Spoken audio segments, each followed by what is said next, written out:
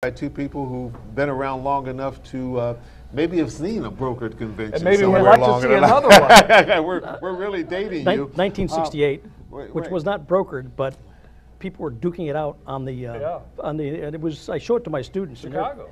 Yeah, Chicago, and they were just totally stunned by what they see. And that may be, Bernie, give me your opinion, that may be part of what's exciting people about this is the fact that it has not been so orchestrated that everybody knows exactly what's going to happen and everybody knows exactly who the eventual nominees are going to be. And that used to be the excitement of some of the old conventions. Everything is kind of up in the air because one candidate will do well, and then it looks like Kasich is improving in some of the polls, and next to his home state, he spent a lot of time here and spent a lot of money, and the polls that have been conducted since we conducted our poll show that Kasich has been rising. The Carson vote, that kind of was divided, and we saw in our numbers that could go to Kasich or Rubio. Rubio has been declining, so that means more of it has gone to Kasich.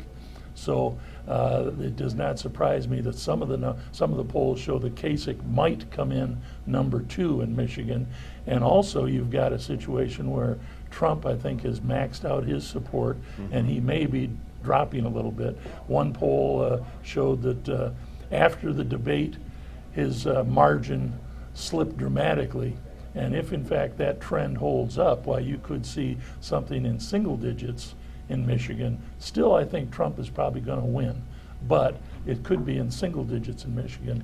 With the question is whether or not it's going to be Cruz or Kasich coming in second. Yeah. We should formally introduce probably Bernie Porn, Epic MRA, Tim Kiska, our Channel 7 pollster. Old guy. We apologize. Old guy who remembers Yeah, 1968. they've been polling for us so long, Yeah, we just right. assumed everybody in the world knew who they were. Abe Lincoln. So it's great to have you here.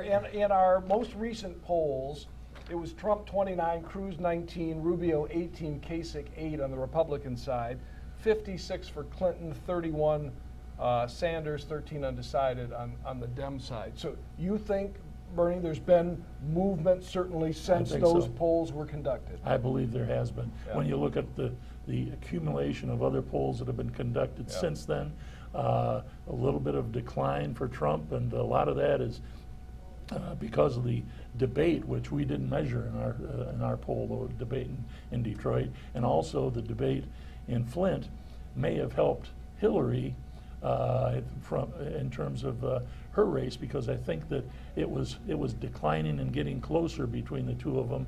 But then the revelation in her comments that the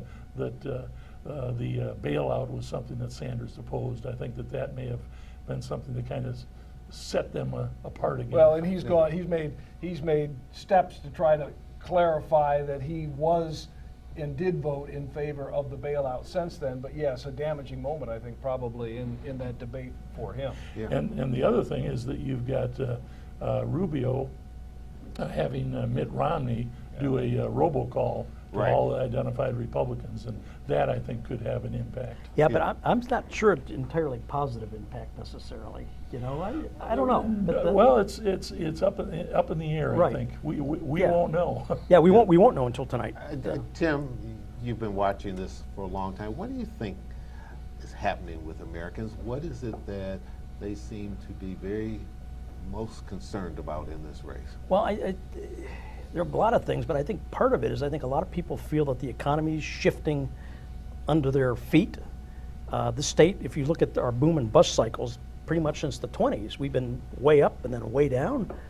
I think people are nervous, and they're kind of wondering who's got their back, I think. And I think part of what's going on. That's why the anti-establishment candidates have had some real popularity Yeah, in I mean, this race. you know, there's a case that can be made. I don't, you know, you can agree with it or not agree with it. That there are a lot of blue-collar Republicans who are looking at this saying, well, wait a minute, these Republicans, they went after my union, pensions, they're into balanced budget, which means that, you know, government employment, you know, they point to all of this stuff and say, well, wait a minute, these guys are they on my side or not? And I think that they're looking for somebody just to shake you know, you can agree with all of that stuff or not agree with it. Sure.